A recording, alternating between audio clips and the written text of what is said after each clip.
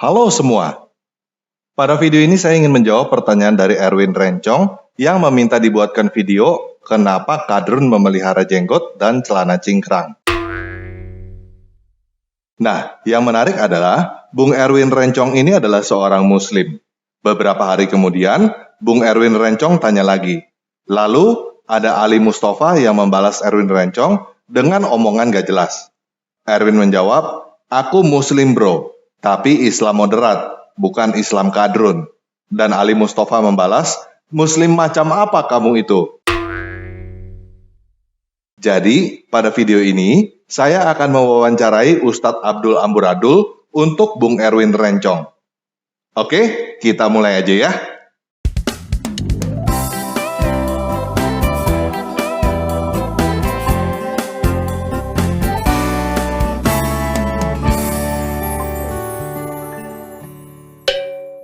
Assalamualaikum Ustadz Abdul Amburadul. Waalaikumsalam Pak Tanpa Ragi.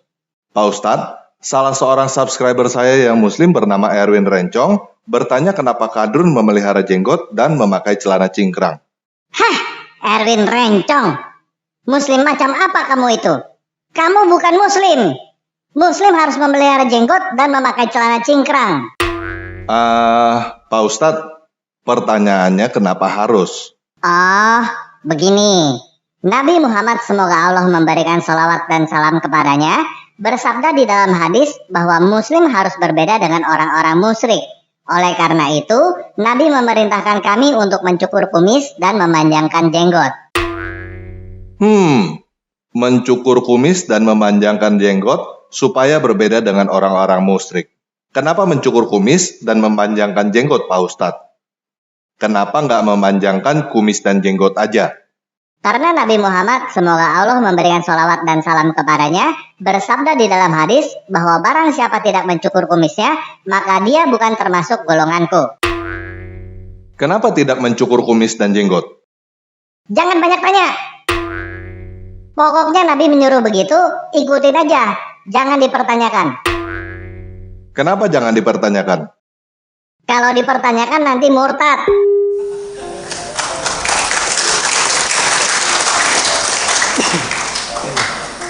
Dulu saya dengan Gus Dur bicara seperti ini. Kata Gus Dur, ya memang begitu Pak Sakur. Saya ini beragama kayak pegang bara. Dilepas nggak boleh, dipegang saya sakit. Ya kan artinya.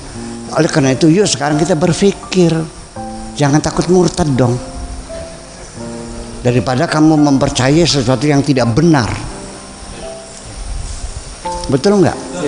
Ya iya, berpikir kritis. Selama ini kita dididik beragama ini dengan cara pejamkan matamu, matikan lampu, tutup jendela, kunci pintu. Yakinlah begitu caranya. Selama ini kan begitu. Pokoknya kan begitu. Yuk kita berbicara rasional. Itu yang saya inginkan dan ini akan terjadi perubahan nanti. Oh gitu. Nah, jadi itu jawaban untuk Erwin Rencong dan teman-teman lain yang mungkin mempertanyakan hal yang sama. Kalau Nabi udah berkata begitu, percaya buta aja. Jangan dipertanyakan. Kalau dipertanyakan nanti murtad. Lalu bagaimana dengan celana cingkrang, Pak Ustadz? Apakah Nabi juga menyuruh begitu? Oh iya. Nabi Muhammad semoga Allah memberikan salawat dan salam kepadanya bersabda di dalam hadis bahwa barang siapa yang isbal dalam kurung memanjangkan pakaiannya dalam kurung hingga melewati mata kaki dalam sholat karena sombong, maka Allah tidak menghalalkan baginya surga dan tidak mengharamkan neraka untuknya.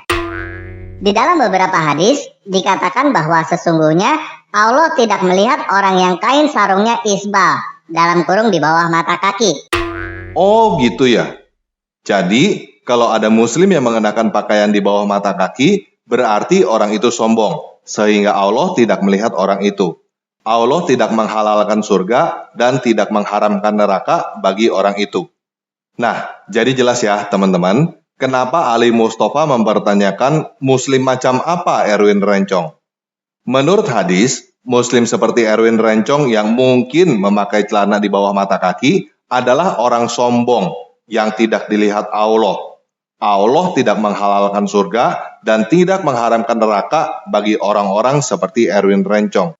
Jika Erwin Rencong dan teman-teman tidak mencukur kumis dan memanjangkan jenggot, berarti teman-teman bukan golongan Nabi Muhammad, semoga Allah memberikan sholawat dan salam kepadanya, alias sudah murtad atau termasuk orang-orang musyrik.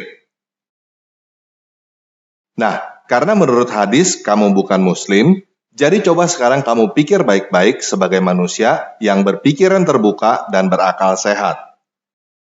Apakah kamu setuju dengan Nabi bahwa orang-orang yang memakai celana di bawah mata kaki adalah orang sombong? Apakah dengan memakai celana di atas mata kaki, seseorang menjadi tidak sombong? Lalu bagaimana dengan mobil, motor, atau sepeda yang kamu kendarai? Itu semua diciptakan oleh orang-orang kafir, dipakai oleh orang-orang musyrik dan orang-orang sombong. Sedangkan Al-Quran surah 16 ayat 8 berkata, dan dalam kurung dia telah menciptakan kuda, bagal, dan keledai untuk kamu tunggangi, dan dalam kurung menjadi perhiasan.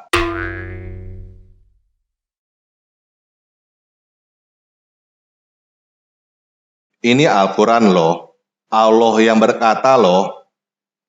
Bagaimana kalau kamu berhenti naik kendaraan yang dipakai oleh orang-orang musyrik dan orang-orang sombong dan mulai menunggangi kuda, bagal, atau keledai yang diciptakan oleh Allah?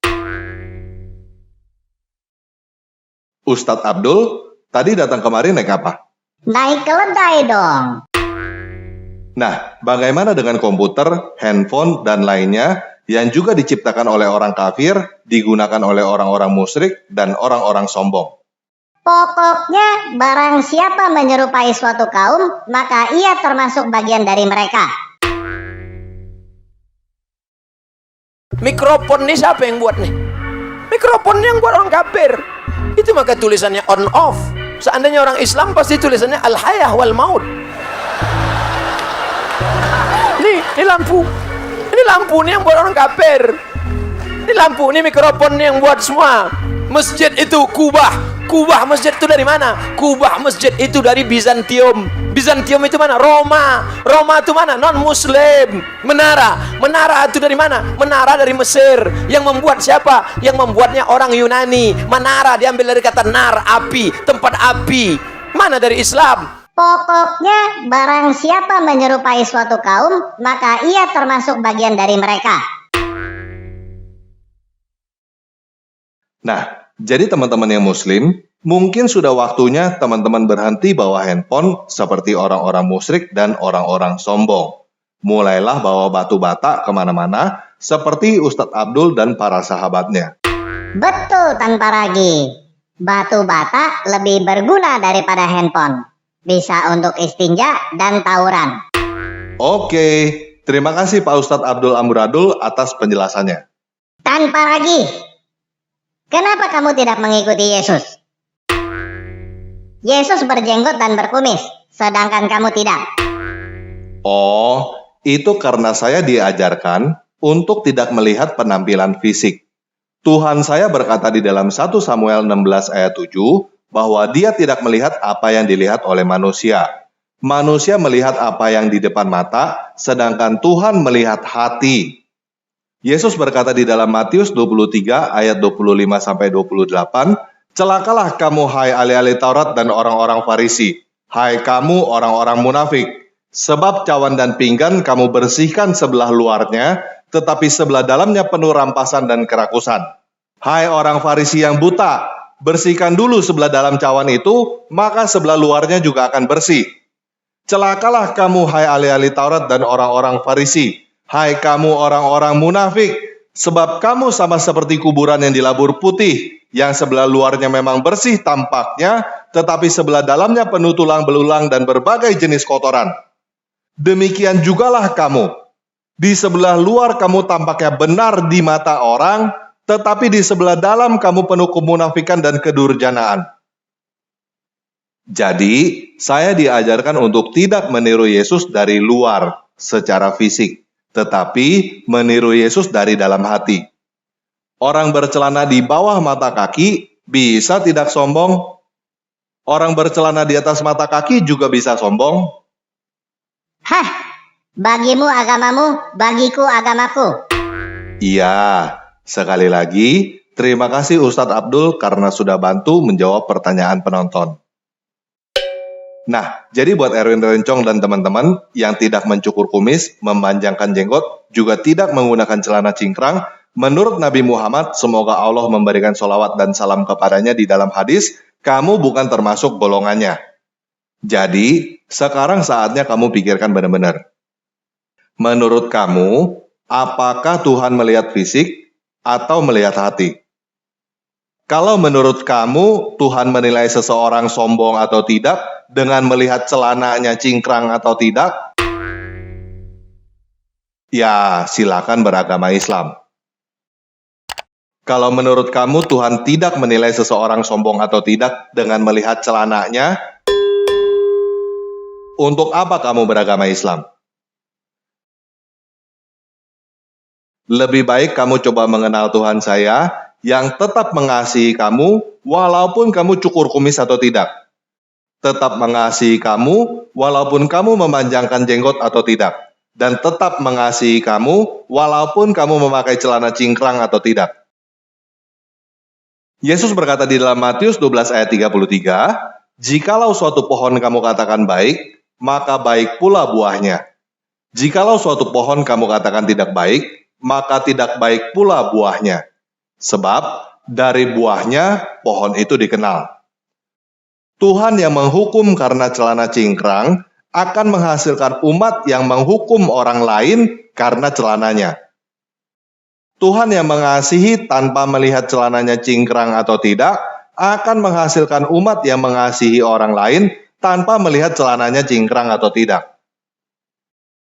Apakah menurut kamu manusia menghukum manusia lain karena celananya adalah sesuatu yang benar?